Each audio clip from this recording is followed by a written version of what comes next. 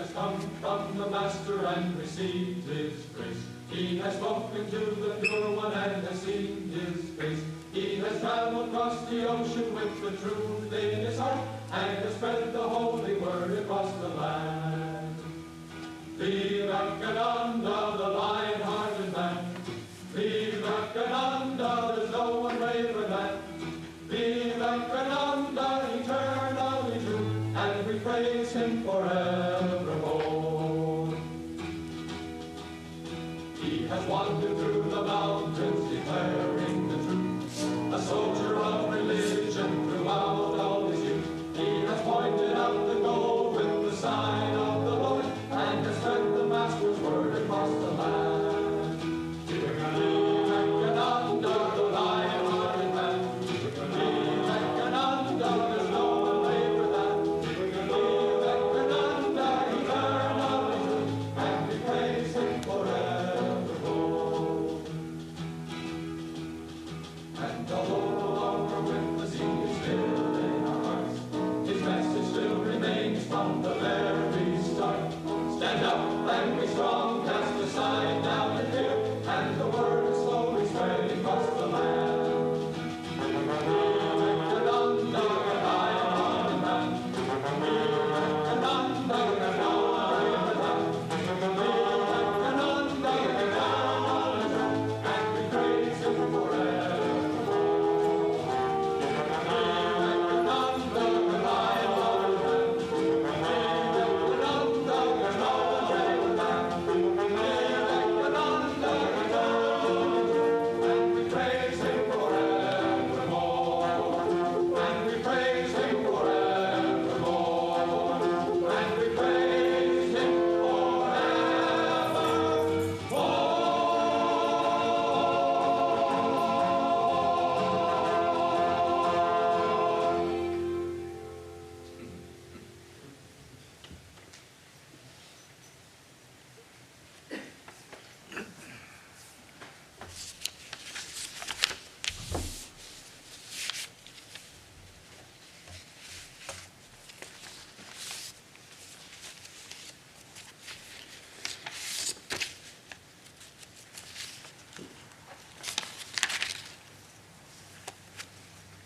Om Anitya Drishyeshu Vivicca Nityam Tasmin Samadhatta Yasma Leelaya Viveka Vairagya Vishuddha Chittam Yosho Viveki Tamahang Namami Viveka Jananda Nimagna Chittam Viveko Danaiko Vinoda Silam Viveko Bhasha Kamaniya Kantim Vivekinantang Satatang Namami. Om Shanti Shanti Shanti. To him who shifting out of the eternal from the transitory phenomena of this world made his sport to concentrate there on his mind, purified by Viveka and Vairagya, discernment and renunciation, to that discerning soul, Swami Vivekananda, do I salute. To him whose mind was immersed in the bliss that comes of Viveka, whose nature delighted solely in kindling Viveka and discrimination in others, and whose beauty was made winsome by the glow of discernment, Viveka, to that discerning soul, Swami Vivekananda, my salutations ever go. Today, because this month is both the birthday of Swami Vivekananda and Swami Brahmananda, we thought that it will be nice to think about the relationship of Swami Vivekananda and Brahmananda. There is a funny story.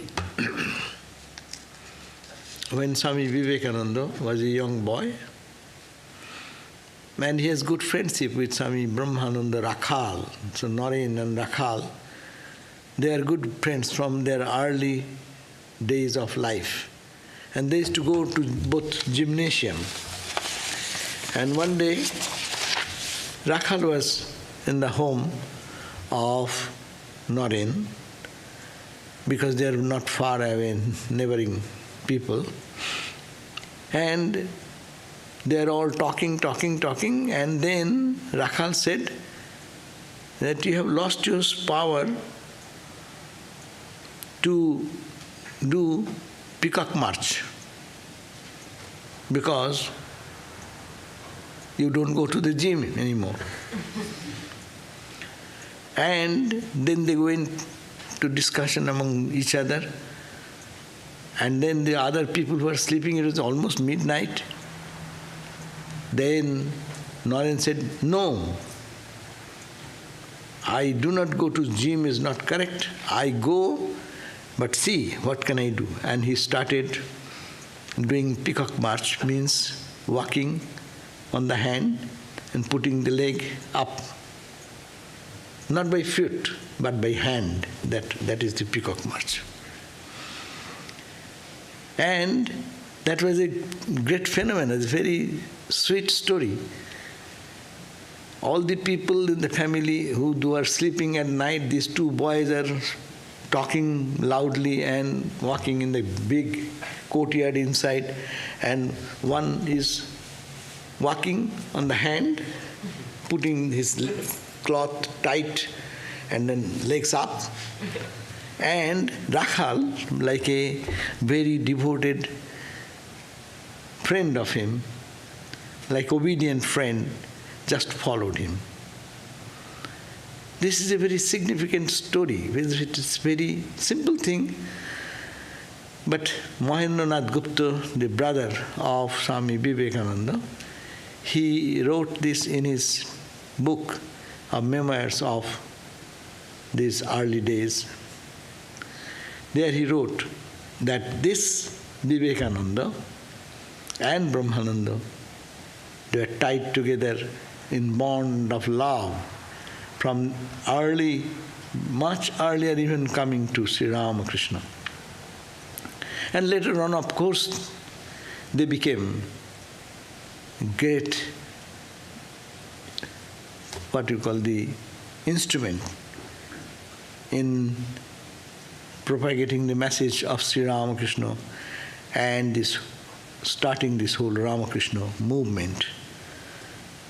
It is, Mahendranath has commented there, Narendra tried to look the world from a different angle, opposite angle. And he never walked the way we walk in the world, looking the world in view, the world view, our view. He didn't walk with that view. He turned opposite way. And he, not only that, he went on with his mission, and as that night, the neighboring, all the home, people in the home, they were getting disturbed, and they shouted, "These boys will not allow us to sleep even."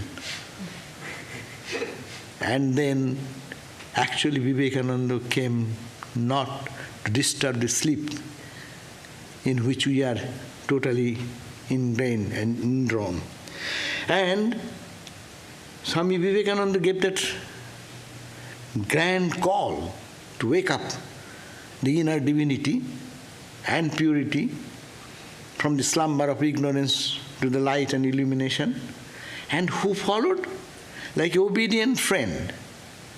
What Vivekananda did, Rakhal followed till the end.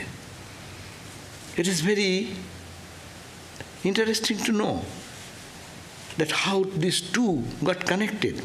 That's why all the letters you find in the letters written by Swami Vivekananda to Brahmananda, he used to write only Brahmananda, Abhinna Hridayeshu.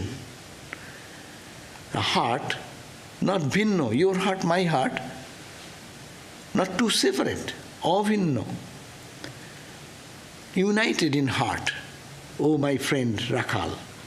And that's why he used to scold Rakhal, he used to love Rakhal, and that's such a relationship, never broken anyway, whatever situation may happen. So this is a very interesting way Mahendranath Datta wrote in his book, that this is very good comment. I like that comment. First of all, Vivekananda walked in the world with a different worldview, first of all. Second, he destroyed the sleep of the people who are trying to be awakened. Even they don't want to awaken, he will go and disturb them to wake up. And thirdly, Swami Brahmananda, like a loyal, obedient, loyal friend, followed what Vivekananda has placed before for the good of humanity. So this is the beautiful relationship, and we find that in this Sri Ramakrishna came in this world for a different mission. It is not for one life, some few people will be liberated from bondage. They will find peace and joy in their life only. It is for the whole universe they come, for the whole world, for the redemption of all. But who will carry that mission? So, here, this ideology, Vivekananda came as a representative of the whole Western ideology and thoughts of that prevalent time. The materialistic, the scientific exploration to experience the truth of the reality, the Brahma Jnana, was always challenged during that period of time by the so-called educated people of India at that time, and they are rejecting everything that is ancient and life-giving, and that gives new experiences in a transcendental realm that was ridiculed. This materialistic ideology took the supreme stand over the age-old spiritual ideal of India. And there, at this critical juncture of history, in 1836, then we know Sri Ramakrishna was born, and who rejected the so-called secular and materialistic way of approach to life, opposite way, and plunged into the spiritual depth of finding the cosmic consciousness and bliss inside and outside. That was Sri Ramakrishna did. But he didn't go to school, whereas Vivekananda, well versed in Western knowledge, science and philosophy and history and everything, and here Sri Ramakrishna intoxicated in samadhi, total absorption into the inner realm of consciousness, and proving that it can be realized here and now.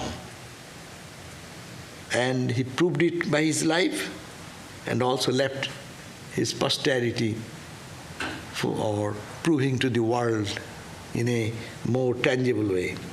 It was proven that we are spirits, the embodiment of eternal joy and bliss, and God can be seen, and I have seen God. So Sri Ramakrishna had this experience. He had a mission for the whole world for centuries and thousands of years to come. And then Sri Ramakrishna cried for the vision of Makali, as we know, but he cried also for these pure souls to come, and cried to Mother, bring them, the pure souls, who will be able to receive this message and give it to the world. And he cried and cried. So it is said, as Ramakrishna cried for Mother Kali's vision, he also cried for Naren, Rakhal and others. Actually, he used to cry.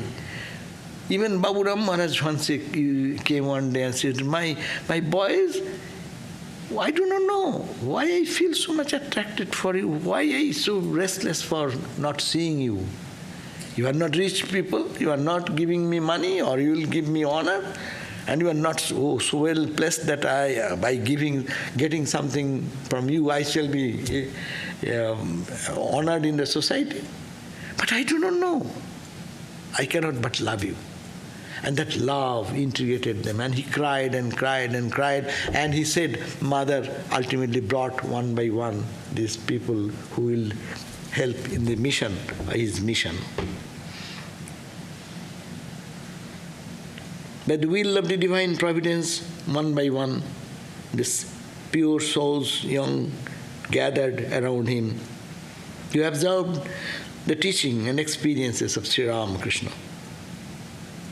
And Sri Ramakrishna did not start an organization or movement by making bylaws and incorporations, no, as we do. But he started a powerful movement focused on the experience of God realization in his own life. No talk, no philosophy, but realization. I see God more tangibly than I see you. Straightforward response to the doubting minds of us. Without one at the back, everything in this world, with all its achievements and accomplishments, are all zeros, meaningless, joyless, and purposeless. That was the message given. That's why he wanted, Ramakrishna taught that put one before all the zeros of life. Then one becomes zero, 1 0 becomes 10, 2 zeros become 100, 3 becomes 1,000, and add zeros, and value increases, million, billion, trillion, it goes on. Wipe out one, and then all is 0, 0, 0. 100 zeros, 1,000 zeros, no value. Putting one behind, invaluable. So that is the lesson Sri Ramakrishna gave.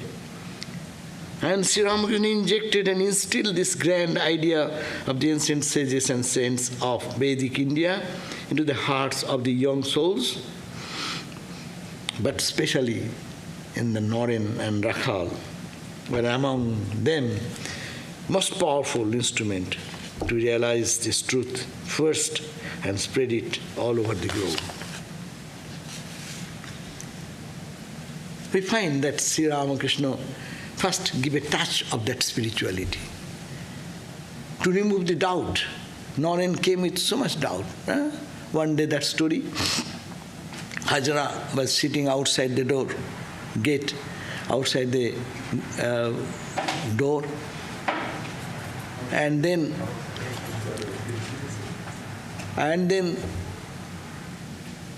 see, Ramakrishna said, everything is God. This pot, this jar, this door, the window, this door sill, everything is God. And Naren doubted as it is, and he said, wow, what a beautiful statement. Everything is God. This pot is God, khoti, bati, the bowl is God, and he was reading. And Sri Ramakrishna listened to that laughter and came out and said, what are you talking about? Then he said, hey, is that you taught just now? Naren was very frank and free. You taught us that everything is God. Ghoti is Ishwar, bhati is Ishwar, the bowl is God, the jar is God, the door is God, the floor is God, everything is God. And Sri Ramakrishna in an ecstatic mood just touched. And Naren have an extraordinary experience immediately. He saw nothing but God with that touch. And he felt this whole world as if so tangible, it appeared like a dream. And third, with this experience, he got convinced that the scriptures are true, the sages are true, their realization is true. And he saw, after that, his own experience, he felt a carriage is coming, tram car. And he saw, he's standing there. He says there's no difference between tram car and him. One. It is one, and it is like my own hand, my own feet. As though, and he says, as though I was thinking it is all dream, I went to Hedua Park in Calcutta. And then he was knocking, I knocked my head, and to understand, is it real or is it dream? And came back to normal consciousness, understood.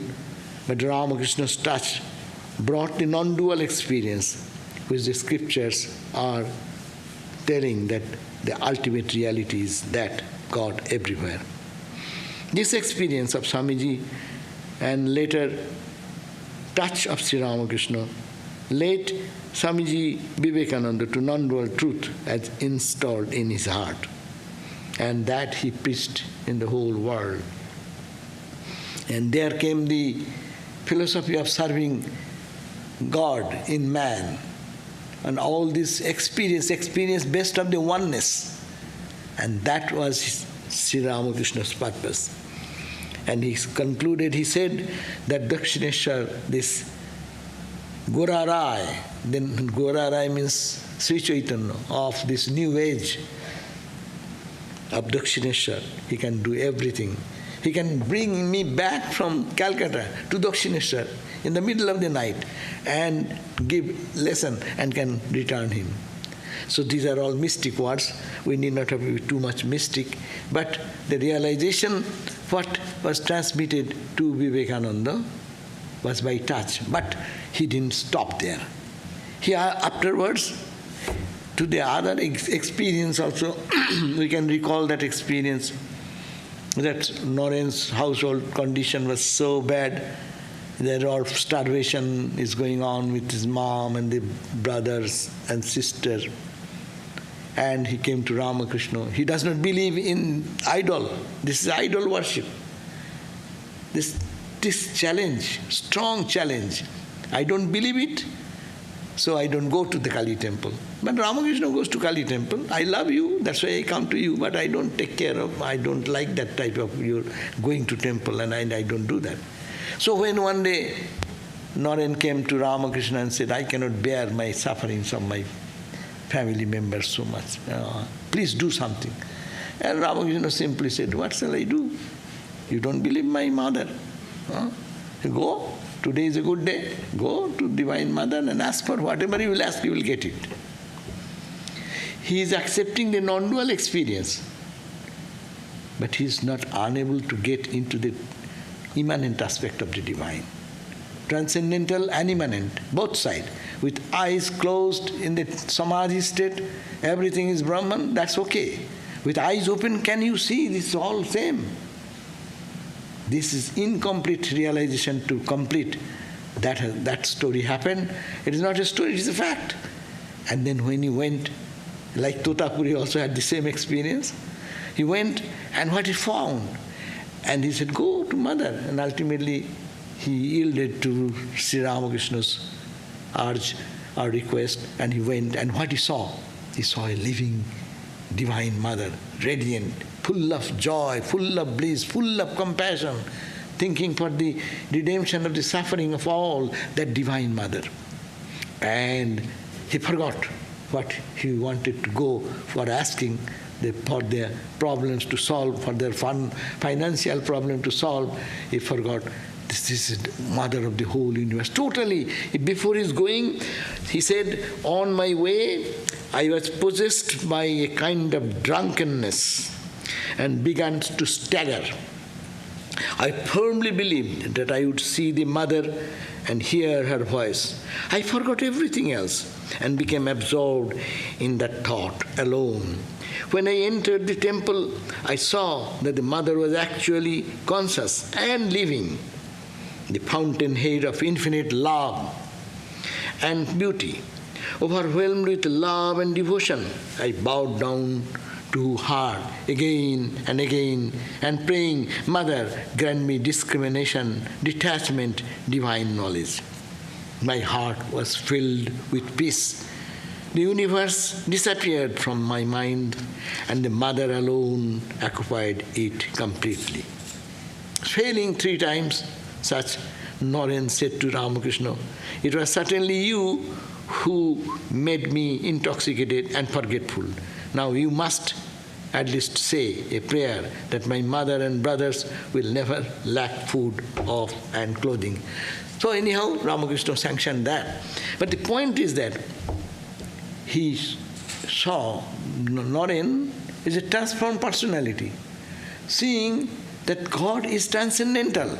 That touch gave him the experience, this is all dream. Whatever he was seeing, it is not real. First experience. Second experience, you see, here is a different perspective of it. And Ramakrishna taught him the song. Ma tang hi tara. Oh Mother, you are Mother Tara. Tumi triguno dhara parat para. You have taken the 3 gunas. And anything we see in the material universe, it is you. The transcendental and immanent, that's the perfect knowledge. God alone is true. It is dream, that also a state. But there is, with eyes open, it is not dream. It is the same Lord in different form. Only costumes are different. What a grand philosophy. And that is the philosophy for which this Ramakrishna order is set up. And this Brahmananda and Vivekananda actually forged this together to what we are now. But you know, this is the touch experience, and in this moment, Naren experienced God everywhere, in Jale, in the water, in Sthale, in the earth, Addamula, in the root of everything. Sarva Ghate, in every heart you reside, no? And he sang whole night, getting intoxicated in that mood. And Ramakrishna was very happy. Naren has accepted my mother. Naren has accepted this. Unless you accept this reality, how shall you serve this humankind? How will you feel for the suffering of others? God in this costume, suffering so much. It is the divine. So that's a great philosophy. It is not charity. It is not just a superficial organization of doing some karma. It is not doing karma yoga, nothing. It is much higher than that. It is serving the divine whom we meditate here and here. This is transcendental and immanent, full knowledge of Vedanta. And that is the Upanishadic teachings. So we find that. But it didn't end here. Ramakrishna was a good, grand teacher. He made them work hard. He inspired Naren to do austerities and spiritual practice. Even Sri Ramakrishna was present. Whole day when this service is going on, whole night they are spending their time in prayer and meditation and intense spiritual austerity. After that we know, and Rakhal will come to a little story like that. He gave a touch of this. Rakhal, story of Brahmananda. One day Ramakrishna said, why not massage my feet a little bit? He comes from a landlord family. He felt, what? I shall have to touch and rub this, massage the feet. So no, he didn't agree. Then he said, why not do a little, see what happens. Then, while massaging Sri Ramakrishna's feet, Rakhal suddenly lost his outer consciousness and transported into that transcendental realm which he had longed to experience. It is from Eternal Companion. One day, Rakhal is staying with Ramakrishna, and he said that, I don't get inspiration. My heart seems dry and I feel emptiness. Sri Ramakrishna didn't say, okay, I'll do. But what he did, he said, make up your mind to practice spiritual disciplines. Farmers, by birth, they don't give up their farming, whether there is rain, water or not. Be regular in your practice. These instructions he gave. And the same day, Rakhal was sitting in the Nath Mandir, in the Kali temple, in front of the Kali temple, big place. And he was looking at the altar and the Mother Kali. The shrine suddenly grew, strangely luminous. The illuminations increased in strength until it was as bright as the sun itself, but mellow, not dazzling. This light began to pour through the doors of the shrine and seemed about to engulf Rakhal. He was sitting there for meditation. He was almost losing his consciousness. It frightened him, and he ran away into Sri Ramakrishna's room. And Ramakrishna asked, have you experienced anything? And he said that one way you say that I need some experience, and when the experience comes, you run away. They make a joke with him. So we find that Sri Ramakrishna is giving the glimpse of that realization that God is everywhere. And this organization started with God and God and God and nothing else. We bring things, other things, that is our addition. Emphasis should be the God and realization, nothing else. We are monks and nuns here, you are devotees here, only for God and God and God. So this is the new organization, holy organization. It has a special implication for the growth and development of the world. So when Sri Ramakrishna gave a touch and glimpses of this realization, at the same time he is insisting them, do sadhana, do spiritual practice. By touch anyone can give. And not anyone, but special people can give. But it is not yours. It comes and goes, drug. You can get drug. And you get high. And you are realized soul then. But it's not yours. And you are slave. And here it is better to be a slave of Ramakrishna by following his instruction. And Rakhal and others, he made them work hard. After Sri Ramakrishna was staying with him and having sadhana, night time, daytime, whenever they go, and Sri Ramakrishna is pushing them for this intense spiritual practice, etc. And even when after death, Baranagar monastery, look at that. Go to Alambazar Mott, look at them. Maharaj, in the Narmada, on the bank of Narmada, in the Omkareshwar, 6 days, he is in ecstatic samadhi. He said, no food, nothing. Subodhananda Swami is begging food and taking care of him. But he is not in the realm. Vijaya Krishna Goswami, the great Brahmo leader, asking him, sir, why are you doing so much? You are Ramakrishna's spiritual son. And Ramakrishna has given you everything. Why are you doing this thing again? Then he said, yes, he gave it, but I am making it my own.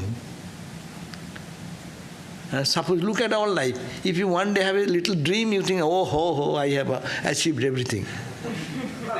And if you see a ray of light sometimes, you think, my God, I have got Nirvikalpa Samadhi.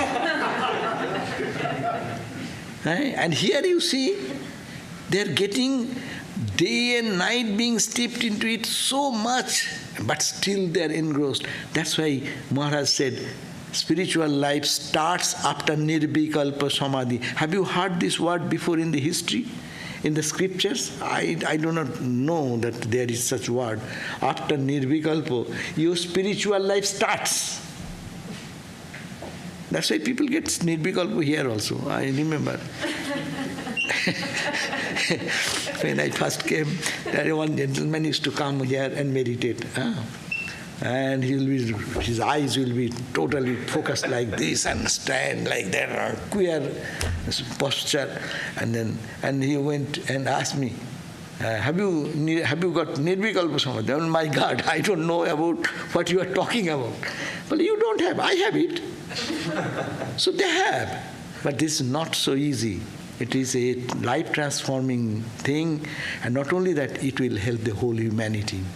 And they are the dynamo. Brahmananda is the dynamo, and Vivekananda is the second mouthpiece. And there's their own spiritual son. Three, as if they're working in the same line. Ramakrishna's body was unfit to come to this country and preach Vedanta.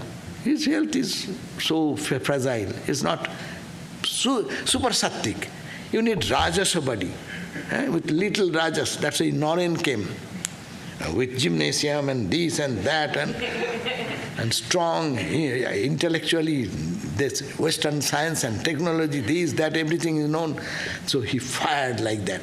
And who carried this? Even, this is very, historically, if we look at the whole panorama of this movement, it started with Ramakrishna, unknown Brahmin priest in whole of West Bengal. Who knows? Whole of India. Who knows that? Unknown, ignorant, so-called ignorant, didn't go to school, didn't learn any philosophy, didn't learn any schooling, any education in the way we understand, and he's doing sadhana, ma. And centering that, these boys are gathering, and he's making them a team, a group, a people who are oriented together, are collected together for the one goal of God realization. No meaning other thing to create organization, to spread this message, nothing. But what a silent way the activity was going on in the background. And then we find he chose two powerful of his students, Vivekananda and Brahmananda. As we first told the story, Vivekananda taught us to look the world opposite way, one point. Vivekananda wanted that we should experience the same truth, and truth is the ultimate reality, and it can be achieved here. And to need that, this Naren needs a follower, and it is Rakhal who followed him. That's why in some letter he said, I cannot trust anyone but Rakhal. He will be there, even till I die, whatever I do, he will be with me. That was his confidence with Rakhal. And actually this whole organization, in a subtle way, started by Ramakrishna. Then Swami Vivekananda preached in this country. That time he had no idea, but he got the idea that organization is good, otherwise without organization. But who will carry on that tremendous task of preaching this, maintaining this? It was Swami Brahmananda. Swami Vivekananda, practicing this spirituality, preaching by the life and his experiences, transforming the whole thought process of the world from the world of duality on worldliness to the spirituality, and continuing this movement together, setting Ramakrishna order in the Baranagar monastery. Before that, in 24th of December in the Artpur, and then Alam Bazar Math, and then came to the Nilambar Babu's garden house, and then transferred to the present Belur Math. And this Balaram Moses house, this center meeting is to happen there, and Swamiji started this Ramakrishna order. And it is a huge task after Swami Brahmananda, Swami Vivekananda passed away.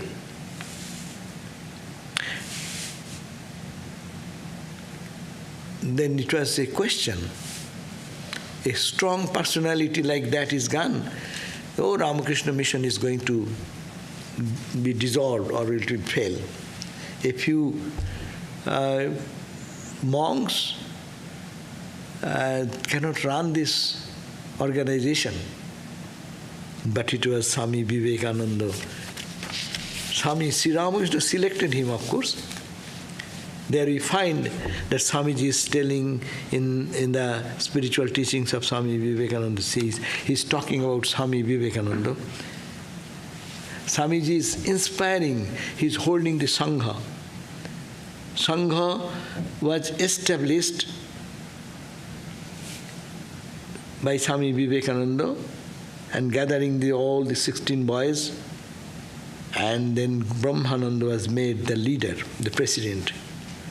Ideal of this order is so new that it took great energy for Swami Vivekananda to convince the brothers, because Ramakrishna's advice is that go, close your eyes, do sadhana, japa, meditation, prayer.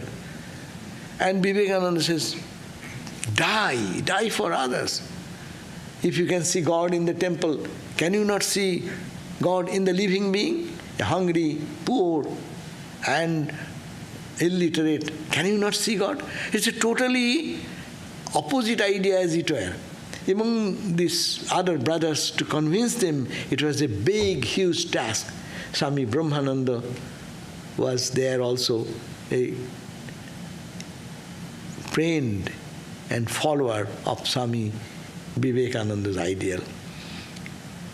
Swami Vivekananda trusted Brahmananda, and Brahmananda Swami hold the fort, the monastic ideal and philosophy, for a long time.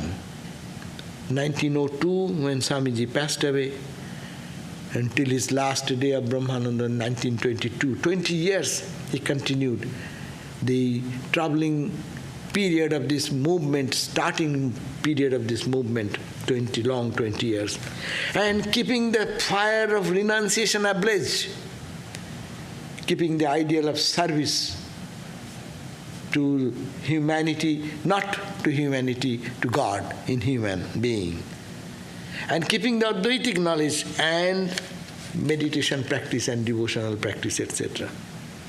Brahmananda followed Vivekananda. That intense relationship, they used to get into differences because they are good friends. Therefore you will find that sometimes Swami Vivekananda wrote many slang language between themselves in the letters. That's why in many places there are dots. People think what? Because they are so buddish among themselves. From childhood they are raised and they have their friendship. So when they talk to each other, very freely and openly. And that relationship is so profound that we understand. That's why spiritual relationship is the best relationship. All other relationship, there is a touch of little selfishness, but pure relationship for God, when people assemble, that relationship becomes deeper. And Brahmananda and Vivekananda is an ideal how deep that can be.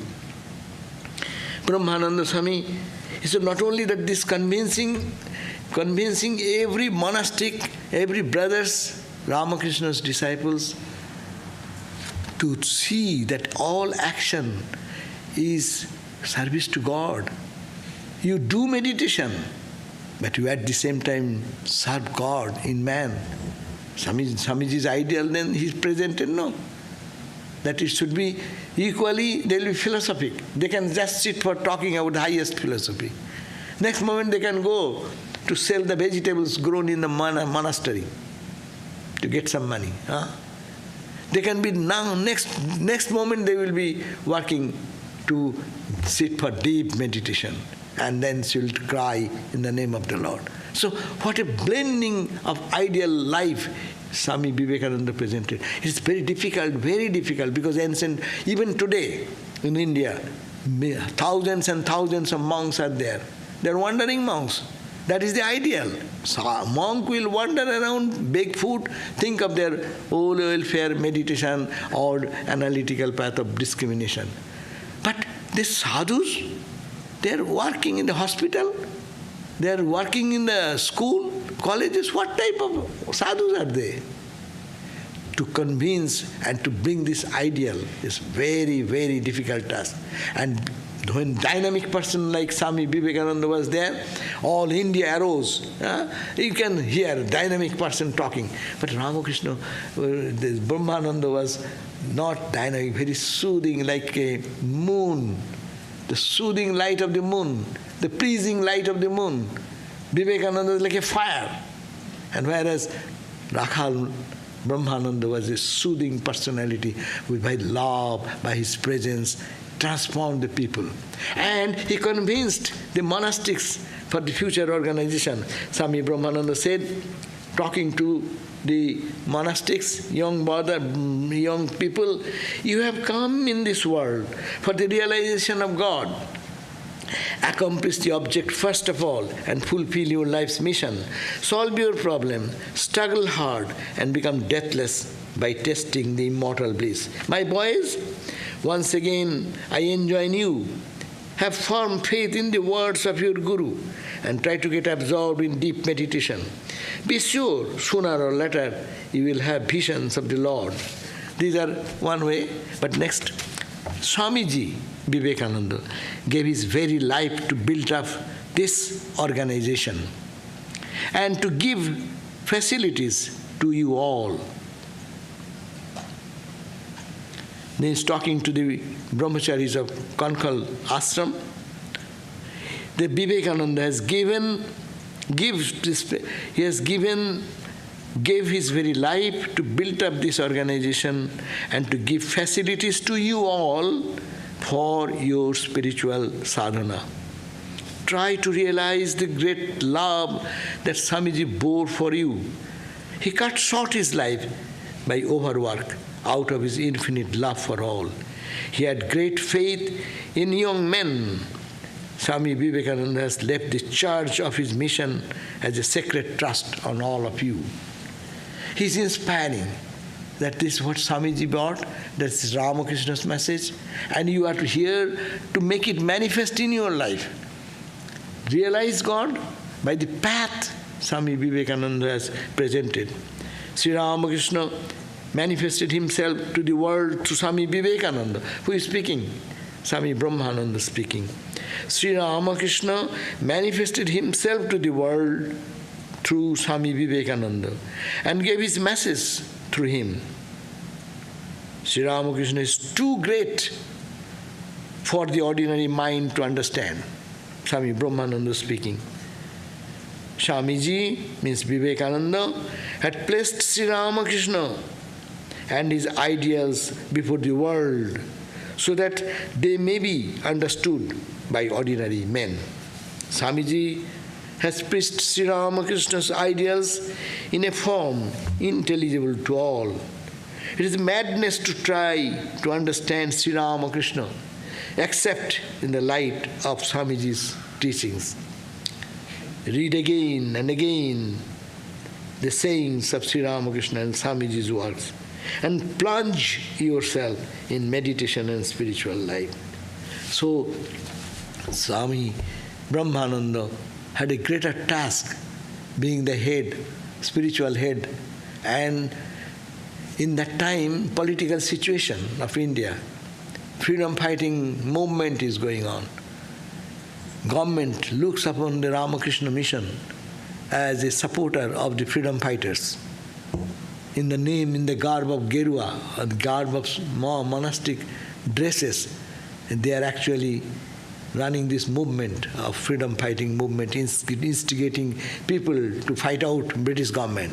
So government was very keenly observing this Ramakrishna movement and Ramakrishna. And here Brahmananda Swami, how he managed the entire situation, all the political problem and this problem of spiritual problem in the monastery, and to manage the expansion of the Ramakrishna movement happened during these 20 years. Swamiji's time it was only few centers, Madras and Bangalore, and maybe in Belur Math it started with that and some small places. But with Swami Brahmananda's presence and his inspiration, it expanded. So, the expansion work of this, keeping the same spiritual goal, Swami Brahmananda continued it as a, what you call, as we said, that it is the devout follower of Vivekananda and inspiring everyone for their spiritual growth And particularly if we look at the monastery in the Ramakrishna mission, that is a grand guidance, spiritual guidance, which Swami Brahmananda gave it to the whole organization. So these two, as we have started our discussion, these two forces, there are all are the rays of the same sun. No? Ramakrishna is the sun, all the 16 disciples, all the monastics, all the householder devotees, you add together, they are all spiritual ideal, put together is Ramakrishna, and Ramakrishna is more than that.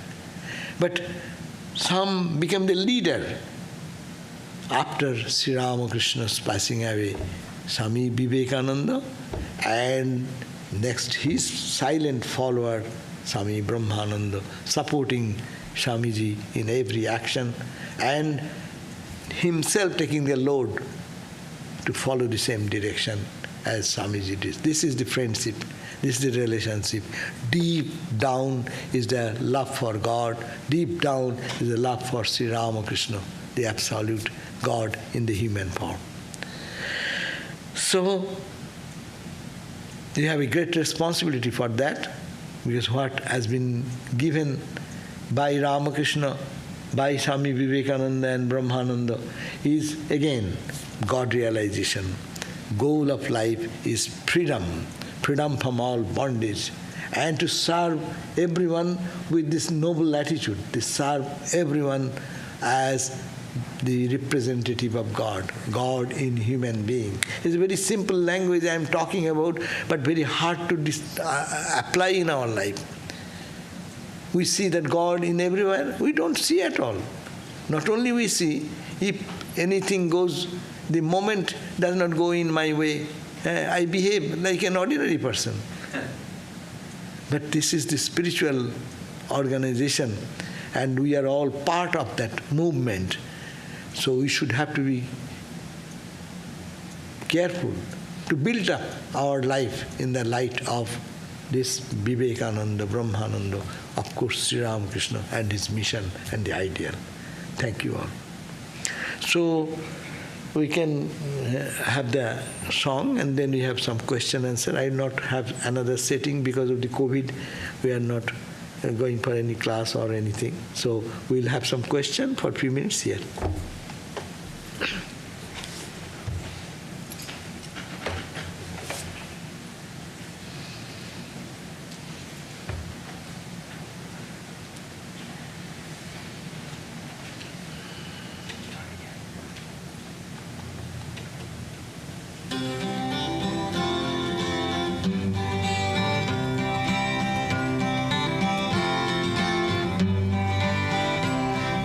Stop for a while just to think of them now.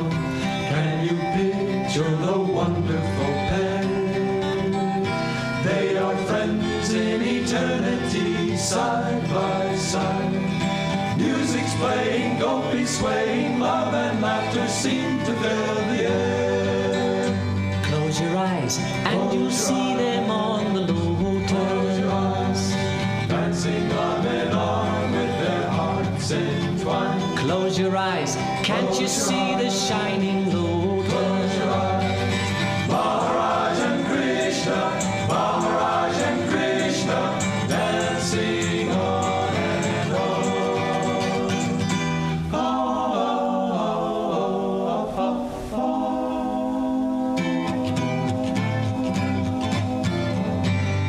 To be part of the celebration must be our goal, and to walk in the meadows of love, with a flute and a tambourine, praising the Lord.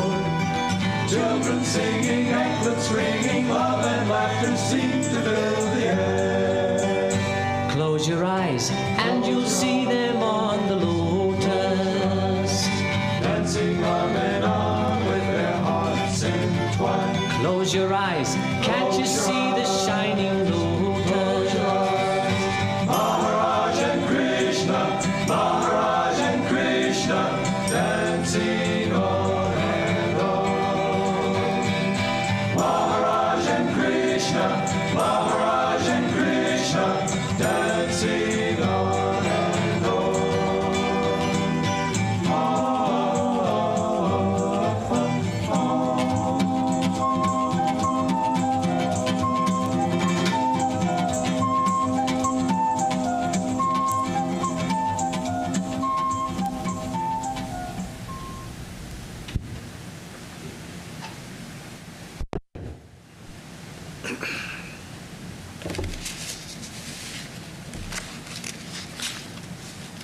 Questions?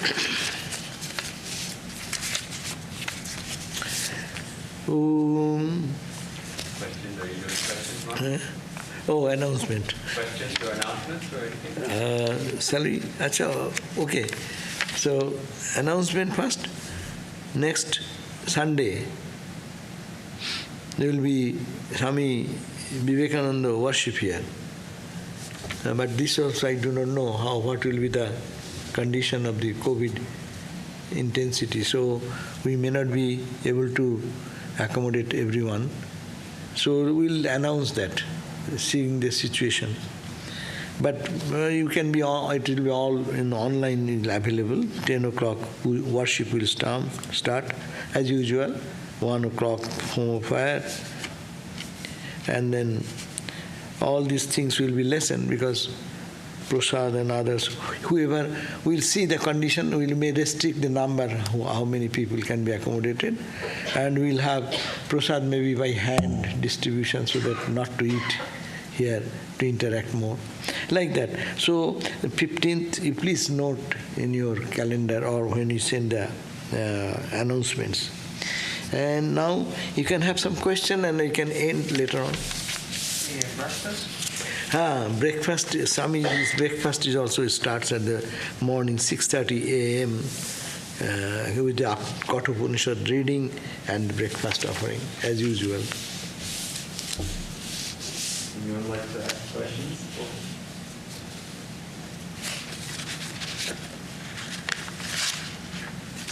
Namaskar, Swami. Turn on the mic. I don't, can you hear me?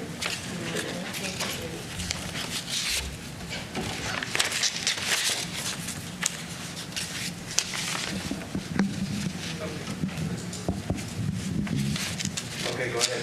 Namaskar, Swami, and to everyone. My question is, if we see God in everyone, like in India, it was under the British rule before, and I know there were atrocities that was committed against the Indian people. And the same way, I came from a country where there was a dictator, and atrocities were happened too. And even recently, like there was something that happened that they brought migrant families to Washington, D.C. in 6-degree weather. So, I mean, for me personally, it's very hard to see God in someone who commits, crime towards others. So, like, it's easier for me to see God here in the temple, you know. So anyway, so what do we do? Yeah, that's a very realistic question. Seeing God in everyone is a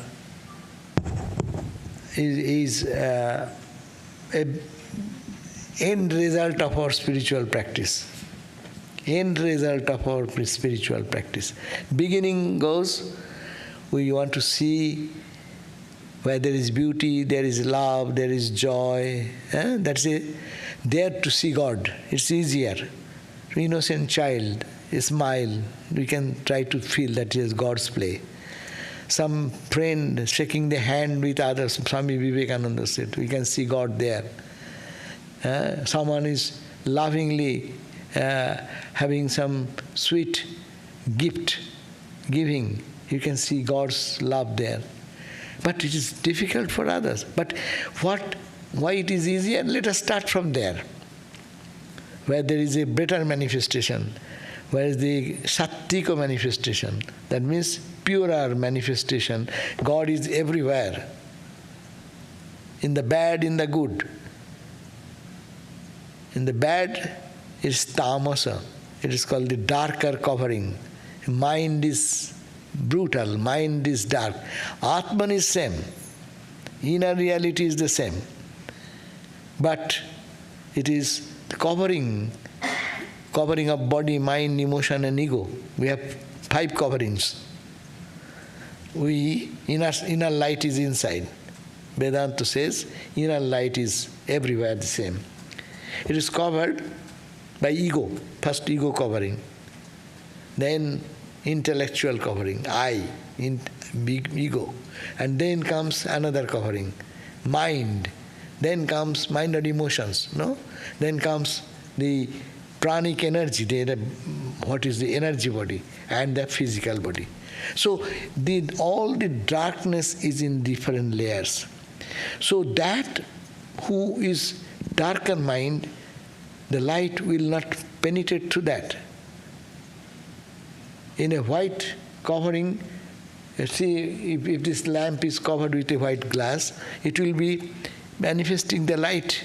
There is beauty, there is greatness, there is love, there is joy, Now it is covered with darker and darker and darker covering. The inner light will not shine through. Only brutality will come out. For that reason, if you can do something to take out the brutality, do that. If we cannot, then we keep away and respect the Lord inside, not the package, whole package. We see the package only. We don't see the inner light. Here, seeing God means you see the inner light. The same gross example, suppose you are riding your car. Your gear is front gear, and you give a back gear. Energy is the same, no? Engine running the same way. It takes the car this way or takes the car opposite way. So those who are negative, and as you are talking about, there are full of people, there are so many to see God. How to see God? They are very difficult to see God. But as one moves in spiritual development, then you can see behind good or behind bad, behind holy, behind the unholy, everywhere is the one spiritual truth residing. Only appearances are darker, lighter, happier, joyful, or miserable. So for us, as you said, very correct, we can see God in good only, towards the beginning, in the holy, and avoid. Or society should take action to eradicate that trouble, because it is happening in the body, mind, emotion level. Correction should be done there. No one is a saint, no one is a sinner. Saint has a past. Sinner has a future. Removing the dark stains of the mind, of arrogance, ego, a wrong direction of the intellect. People do all these things, good or bad.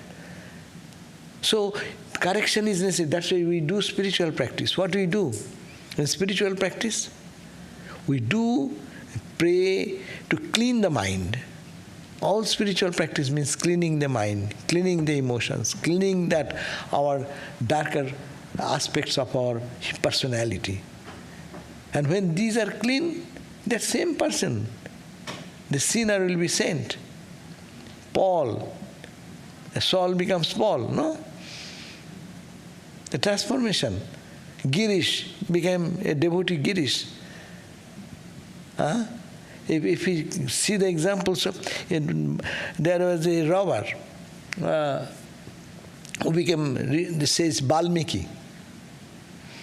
There was a robber, he used to rob and kill people, and Narada came, the sage Narada. Why are you doing all this nonsense? Where will you go? What will go your sins? And then he understood that he will have to wipe out that, and he transformed himself into a sage. And he was the writer of the Rama's life, Valmiki, Ramayana. So anyhow, so the transformation can be brought by you. If it is too much, the society should take care of it. And for us spiritual people, we have no power. We cannot go with a dagger in hand or fight with them. We will be killed. And so what is in our hand? We can only say, "Oh Lord, please do something. This is the suffering. This is the suffering going." That's why it's called God descends in the cry of the devotees. Every time what is called, John the Baptist. He used to cry, "Oh Lord, come, come, come, come," no? So the Lord came. So He can come, He has the infinite power, He can change so many things. But we ordinary people, we can change ourselves and also pray to God for the change in the world and good for the good of world. I think this much we can do. Questions? Take a seat.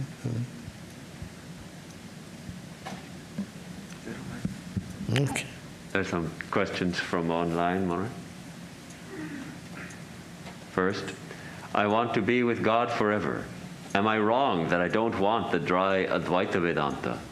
I want to laugh and play with God like a little boy in his father's arms. Is it wrong that I don't want absolute samadhi?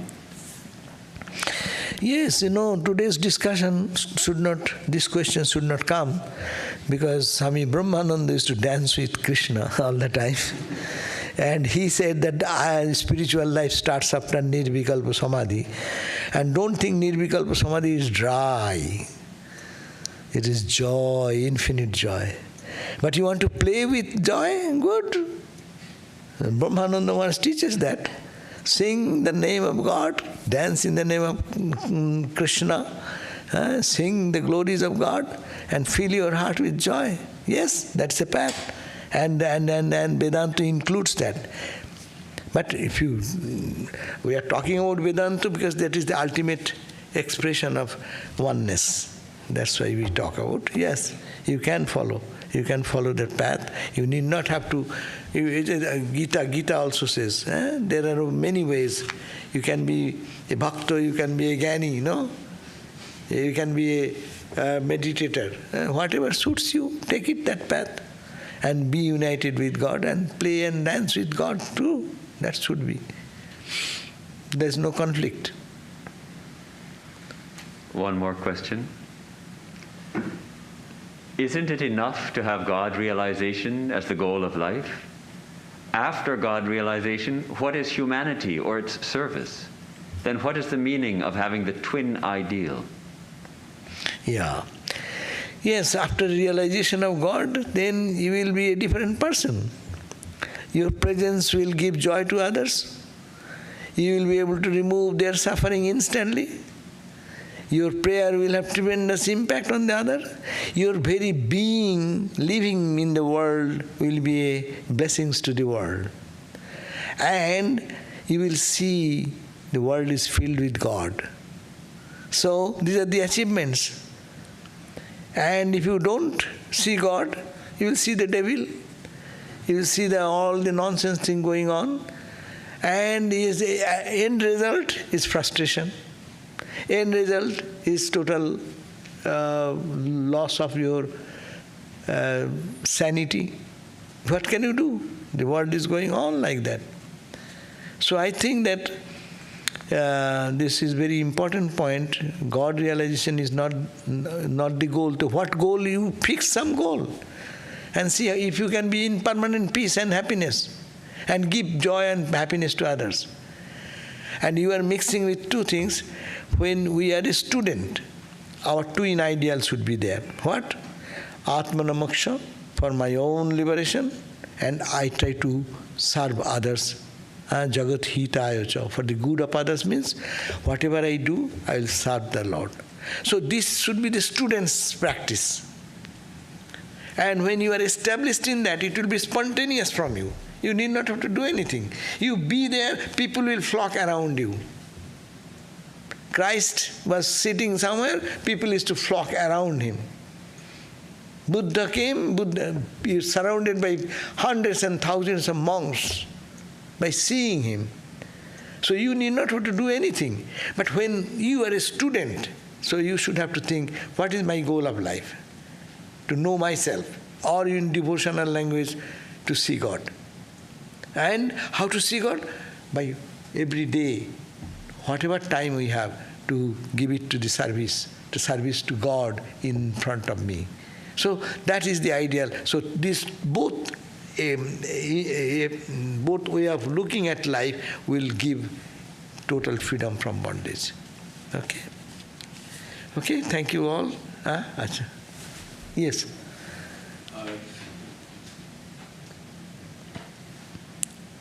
There's an awful lot of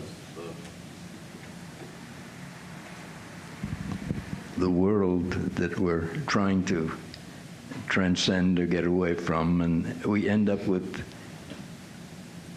the this and the that of the world. It seems to me that the realization is Brahman is bliss, and there is it's the point of the whole thing. It's not to find nice things or bad things or something. It ends in bliss, and until we find that through opening and clearing and illumining through Sat, Chit, and Ananda, we come ultimately to bliss. It can be glimpsed.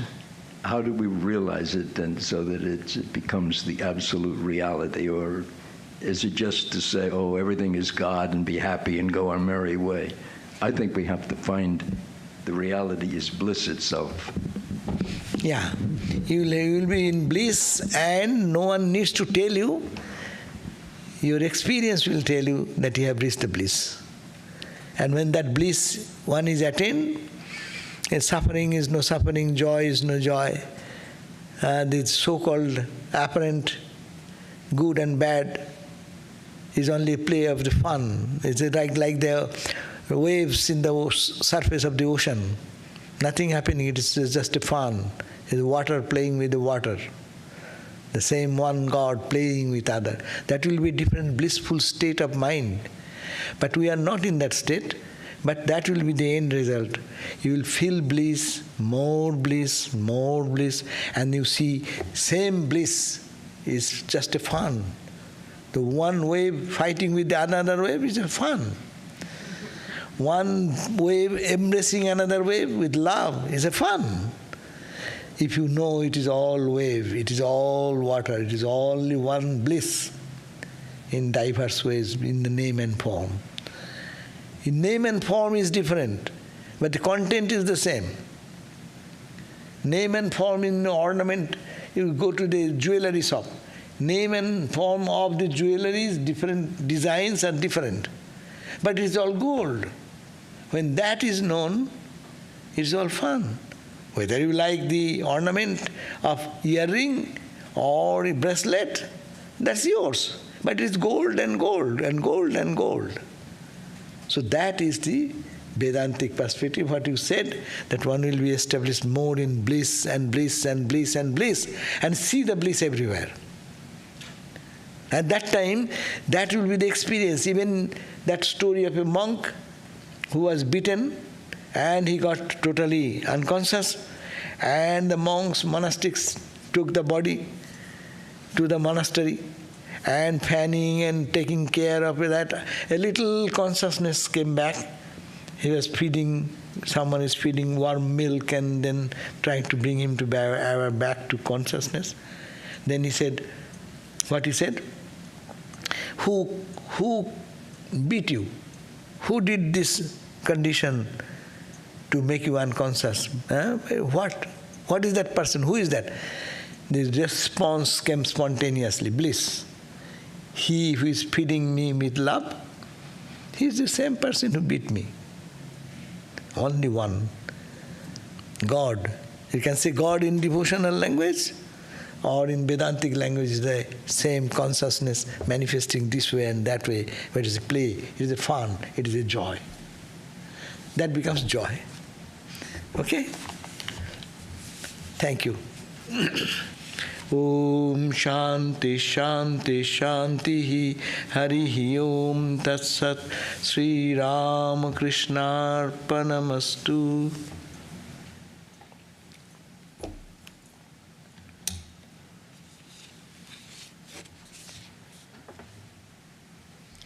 Sorry, we will not be meeting anymore.